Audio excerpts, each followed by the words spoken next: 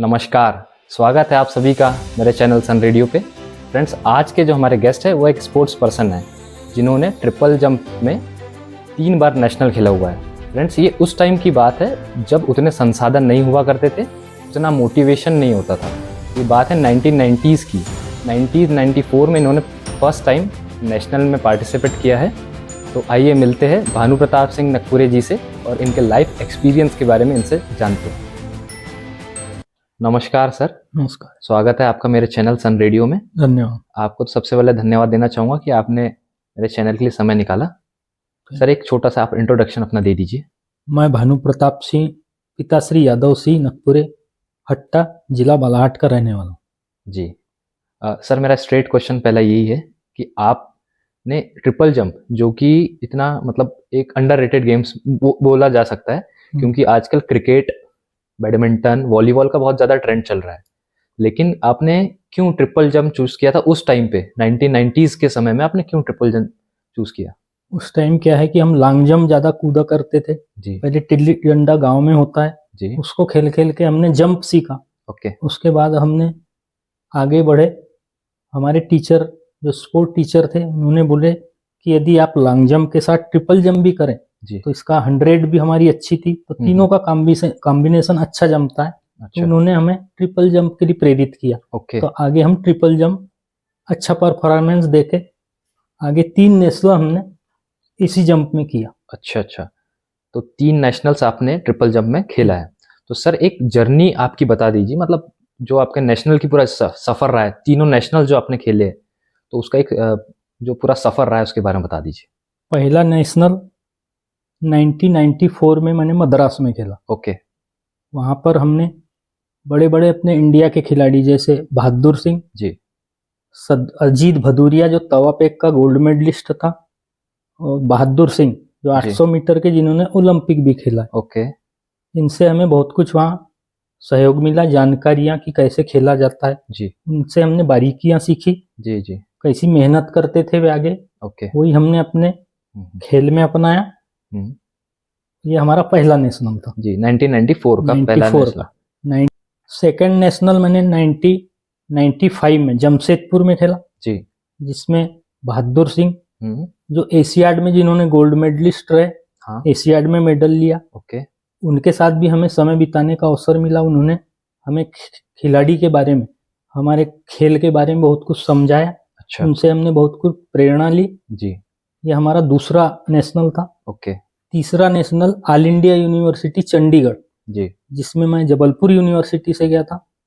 वहाँ हमें प्रतियोगिता का उद्घाटन मिल्खा सिंह, जिसका नाम आपने सुना होगा, जी जी जरूर, जो ओलंपिक में बिल्कुल। चौथे नंबर पे रहे। हाँ। तीसरे नंबर पे भी नहीं आ पाए थे, उनकी जरा मिस्टेक हो गई थी, दौड़ते दौड़ते उन्होंने पीछे देख लिया था तीसरे नंबर वाले, वो चौथे नंबर पे पहुंचे। जी। वहाँ पे भी खिलाड़ियों को उन्होंने बहुत सी जानकारी दी, कैसे खेल में आगे बढ़े, कैसी मेहनत करे। जी। वहाँ हमने जाके उनसे बहुत कुछ सीखा। ये मेरा तीसरा नेशनल था। चंडीगढ़ का आपका थर्ड नेशनल था। मतलब जो पहला चैंपियनशिप आपका हुआ बालाघाट डिस्ट्रिक्ट में हुआ। बालाघाट से हमने शुरुआत की। जी। पहले बालाघाट विकास स्तर पर खेला, विकास खंड स्तर पर। जी। जबलपुर संभाग, जी, रायपुर, जी, फिर उज्जैन, ऐसे रतलाम, ओके, नरसिंहपुर, भिलाई, जी, ऐसे अलग अलग ओपन नेशनल, नेशनल स्कूल स्तर पर, जी, यूनिवर्सिटी स्तर पर, अलग अलग इसमें हम चारों तरफ से गए। जी जी। सर, जब आपके तीनों नेशनल्स आपने जो खेले, तो सर इसमें कभी आपको जॉब की अपॉर्चुनिटीज आई है?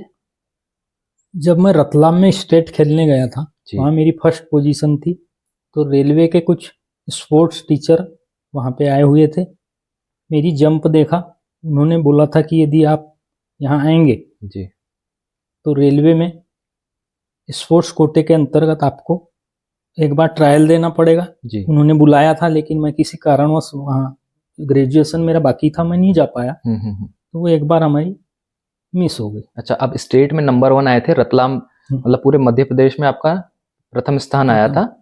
ओके। जो स्टेट में फर्स्ट आते हैं वही नेशनल के लिए पार्टिसिपेट क्वालिफाई करते हैं। तो अच्छा, मतलब आपकी अपॉर्चुनिटीज तो आपको आई थी, लेकिन कुछ कारणवश आप नहीं जा पाए। तो सर, आपके कोई फ्रेंड सर्कल्स में कोई ऐसे लोग जो कि अभी जॉब में, उन्हें जॉब मिल पाई है स्पोर्ट्स कोटे के थ्रू? हमारे साथ में साथ के कई खिलाड़ी। अच्छा। अभी पुलिस में हम्म।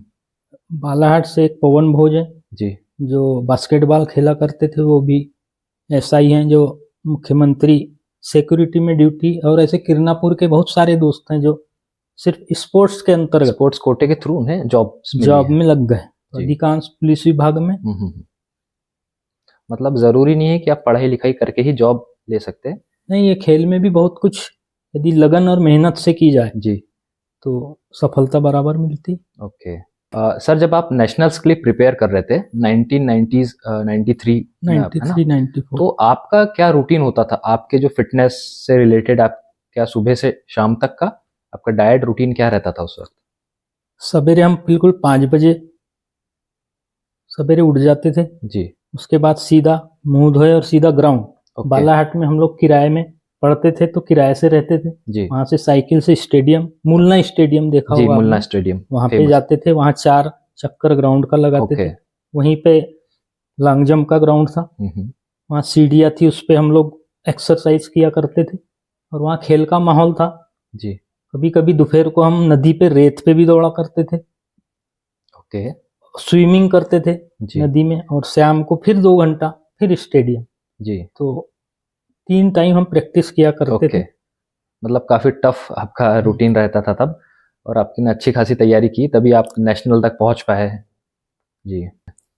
सर ये जैसे स्पोर्ट्स के कुछ कोर्सेज होते हैं, तो उन कौन से कोर्सेज स्पोर्ट्स के होते हैं, ज़रा उसके बारे में कुछ बताना चाहेंगे? सबसे पहले तो ग्रेजुएशन के बाद यदि आपको स्पोर्ट्स में कोर्स करना है तो बीपीएड होता है जो 1 साल का होता जी। है, बैचलर ऑफ फिजिकल एजुकेशन। उसके बाद 2 साल का मास्टर ऑफ फिजिकल एजुकेशन, उसके बाद NIS, okay. National sport of authority, जो पटियाला में। जी। तो इसके माध्यम से आप कहीं पे भी क्रीड़ा अधिकारी बन सकते हैं यदि ये कोर्स किए हैं तो, या तो कहीं आप सिखा सकते हैं, जी। कोई कंपनी में आप कोच बन सकते हैं। ये अगर यदि आपने कर लिया तो आप स्पोर्ट्स टीचर कहीं पे भी लग सकते हैं। ओके। सर अभी जो देखा जा रहा है, जो अभी ट्रेंड चल रहा है, जो भी यूथ है वो जिम की ओर ज़्यादा बढ़ रहा है। मतलब सोशल मीडिया पे भी बहुत ज़्यादा चलता है कि जिम करके फिटनेस को अचीव किया जा सकता है, ये आजकल ज़्यादा ट्रेंड है। लेकिन आपके टाइम पे क्या फिटनेस का ज़्यादा ट्रेंड था?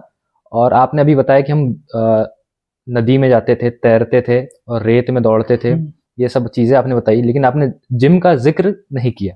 लेकिन आजकल का ट्रेंड बहुत ज़्यादा है जिम का, तो आप अभी के जो यूथ है उनको क्या सजेशन देंगे फिटनेस से रिलेटेड आपके अकॉर्डिंग?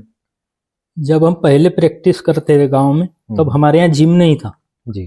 तो हम योग या रेत पे दौड़ना, लेकिन आज फैसिलिटी उपलब्ध है, योग के माध्यम से भी अपने शरीर को काफी तेज बनाया जा सकता है, स्फूर्तिदायक बना सकता है। जिम एक समय तक ठीक है, लेकिन यदि ज्यादा करेंगे तो उससे बॉडी फिर सिकुड़ने लगती है। ज्यादा समय तक नहीं करने का है। यदि आप उसके बदले योग करें तो ज्यादा अच्छा है। खान पान विशेष महत्व है, दूध पिए, नशे से दूर रहें जी, और प्रैक्टिस बराबर करते रहे तो सफलता आपको निश्चित मिलेगी जी। तो आज भी आप मतलब योग, मेडिटेशन, ये सब प्रैक्टिस आज भी करते हैं?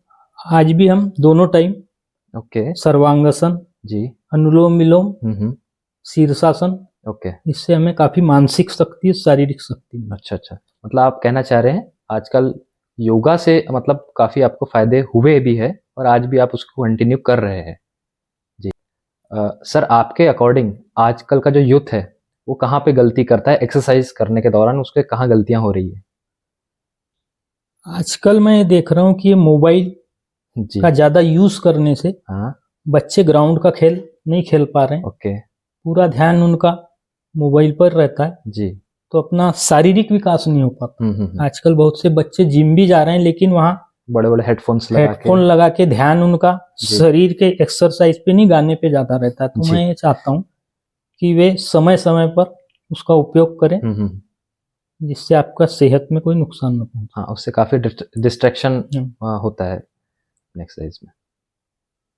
सर अभी जो एथलीट में जाना चाहता है, जो इंटरेस्टेड है एथलीट गेम्स में जाना चाहता है, तो उन्हें आप क्या सजेशंस देना चाहेंगे? सबसे पहले तो उन्हें सुबह जल्दी उठना पड़ेगा। ओके। स्टेडियम सवेरे जल्दी जाएं, ग्राउंड के 4 चक्कर मारे, जितनी मेहनत सवेरे हो सकती उतनी शाम को भी करें। रेत पे दौड़ना है तो रेत पे दौड़ें, जितना ज़्यादा मेहनत करेंगे उतनी आप ज़्यादा सफलता प्राप्त करेंगे। नशे से दूर रहें, मोबाइल हिसाब से चलाएं, नहीं तो आपका ध्यान इस ओर बढ़ जाएगा।